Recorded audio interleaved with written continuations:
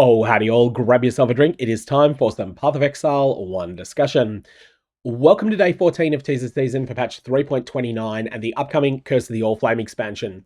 One of the things in the patch notes that a couple of people have reached out to me and suggested I make a dedicated video on is the way that mirror tier crafting just changed forever. Mirror tier items are going to be substantially worse in the future of Path of Exile, barring any unknown other changes. And at the same time, non-mirror tier items are actually picking up some power, and that's in the form of Vaal orb implicits generally being made better in these patch notes. But what are the changes to mirror tier items in general? Well, I want to start by looking at examples of good attack wands that actually existed in the Mirage League. I'm going to show you 3 examples, one of which is something that a solo player could make on their own, one of which is something a solo player with a bit of luck can make on their own, and then third of which requires a guild effort to create. So firstly, here's Golem Branch. Tier 1, fire damage. Tier 1, cold damage. Tier 1, lightning damage. Then we have the Strength, Intelligent, and Critical Strike Chance hybrid mod. This is a suffix. Then we have a bad mod, 13% stun duration on enemies. This item's not valuable enough to merit using Hinakora's locks in order to try and surgically annul this. And then we have 13% increased attack speed as a crafted mod. Now, this is a very strong item. It's substantially stronger than the one that I was using in the current league, but it is not absolutely off the planet busted like some of the other ones that we're going to be looking at next. This is a very, very strong item that could be made by someone who knows their way around the Recombinator and who is willing to throw a lot of Veiled Exalted Orbs and or Veiled Chaos Orbs under meta mods at an item. So this is a solid item, very strong, but let's jump to something better. Next, I want to look at a wand that's being listed for 1 Mirror of Kalandra and probably won't sell at that price, but it is a step up from that last wand. Essence tier spell damage with tier 1 flat lightning damage. We have attacks with this weapon penetrate 15% elemental resistances, which is a veiled mod. And then after that, we have a multi-mod suffixes setup. But it's important to note what makes this item so good. It's not these prefixes, which are roughly comparable to what you've got on the first item we looked at. Sometimes better, sometimes worse, probably mostly actually a bit worse. What we've got here is this absolutely spectacular implicit. Adds 1 to 6 lightning damage to attacks with this weapon per 10 intelligence. This mod is single-handedly stronger than pretty much anything that you can get on the mod pool, on the Exquisite mod pool, on a wand in the current game. Now, it's not something that works for every single build. Obviously, 15 to 319 lightning damage is actually superior, up to about 400 or 450 intelligence, but this one just goes ahead and just goes further and further ahead the more intelligence you can stack on your character. This is a pretty spectacular item, but synthesized items don't cap out there. The item that I believe was the most frequently mirrored in the way of elemental damage wands in patch 3.28 is Soulweaver. Soulweaver began its life as a humble 30 quality kinetic wand that was picked up off the ground somewhere. Once that happened, it was then subject to a craft that is no longer going to be available. The harvest crafting option to synthesize an item has been removed. The person who used that harvest craft either got very lucky or they made imprints beforehand using the Krykic Chimeral Beast, and then they kept spamming that craft until eventually they hit 3 different implicits. Once they had 3 different implicits, mostly for memes, they put item cells for much more to vendors on it, although that can potentially some point make it slightly better if you were to Hinakora's Lock Vaal orb this. But then after that, they went and they used Vivid Vulture crafts.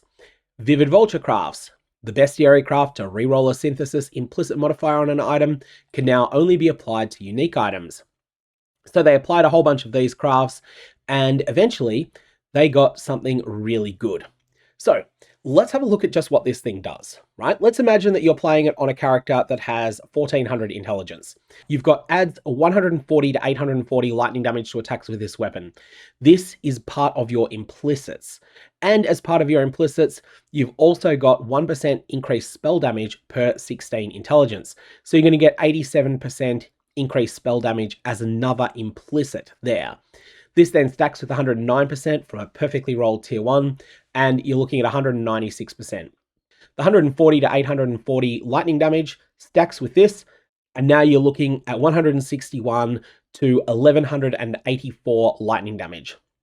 The 8% increased attack speed stacks with the 19% increased attack speed that's on the item, so you're looking at 27% there. And of course, crit multi, attacks with this weapon penetrate elemental resistances. All of the other mods on this are perfect. And I believe that this was the most frequently mirrored item in patch 3.28 in the wand slot. So how was Soulweaver crafted? Soulweaver would have been a guild effort to put together. This is not something that one individual person will have the resources for. You would have had multiple players pulling together Vivid Vultures, Crychic Chimerals, and more resources in order to get these implicits perfect. And then after that, it would have been a tremendous amount of crafting in order to get all of these. The amount of Hinokora's locks that went into crafting something like Soulweaver would probably bankrupt a small nation in Rayclast. And after that, what the owners of this wand have done is they've offered it for mirror service, but they have charged 180 Divine Orb fee in order to recoup some or all of the amount that they spent creating this wand from people who wanted to get a copy of it. That's the rich getting richer, aka mirrors doing exactly what Mirrors of Kalandra were designed to do. And ultimately participating in this, once you reach a certain amount of wealth, was actually an entirely rational thing to do, because one mirror plus 180 divines for a copy of this wand was far cheaper than the likely 25 to 50 mirrors at least that this wand would have cost to craft. And it may have been much more than that, it may have even been 3-figure mirrors. It's hard to know, I wasn't the person that crafted it. So all of this endgame ultra aspirational crafting is just flat out gone in 3.29. Non-unique synthesized items can no longer be obtained, except through corrupting synthesis unique items into rare items. So this means that you're no longer going to see bases like this dropping anywhere at all.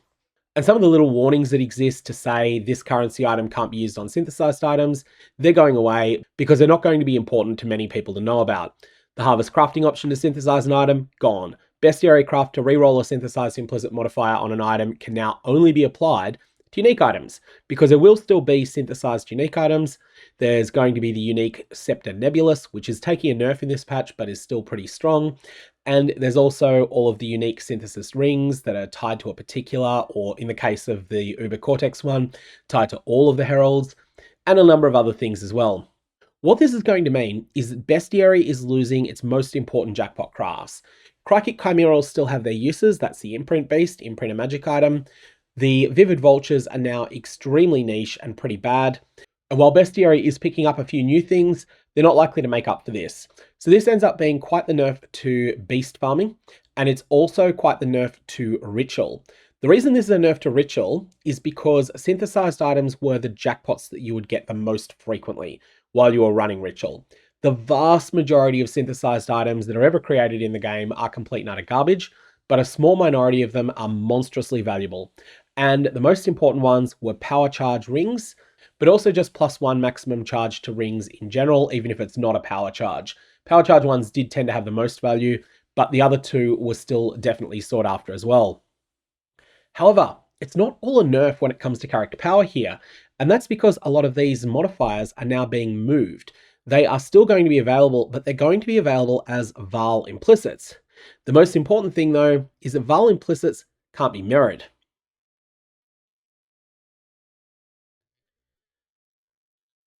I don't think it's going to play out this way in the first league, but it wouldn't shock me if we start moving into a world where Hinokora's locks go up and Mirrors of Kalandra go down relative to each other. I still think that because the mirror is substantially rarer and also substantially more iconic than the Hino lock, I think it might end up remaining the more valuable of the two, but I think the gap between them could very well close as a result of this package of changes. But this is going to be transformative to the very top end of play, and where most of the time things that target only the top end player base don't necessarily trickle down to the rest of the player base all that much. This is something that's going to be big. It's going to change whether you want to play Ritual, it's going to change whether you want to deal with Einhar, and it's going to change a number of other things across the game as well. So definitely keep this one in mind. The absolute extreme aspirational weapons are going to be substantially worse in patch 3.29 than what was available in 3.28. The aspirational but not extremely aspirational weapons, they're still going to be just as good as they always were. And we might start seeing some things that have completely fallen off the radar for a while, like influenced items, starting to make a bit of a recovery. And in particular, I think we're going to see a lot more people who are interested in double corrupting items as a result of some of the buffs that are taking place to Vaal implicits. And at the same time, the fact that Vaal implicits will no longer overwrite some of your really powerful synthesis implicits.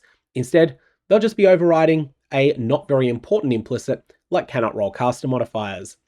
Anyways, I'm gonna leave it there. I think this is going to be one of those changes that a small percentage of the very wealthiest players are going to absolutely and utterly loathe. And for everyone else, it's just going to be a cool little change, a bit of a shake-up, and something that means that some mechanics that you might have liked in the past because of that jackpot chance are not going to be quite as lucrative as they were. Others will be just as fine as they always were. May your vivid vultures have disappointing results.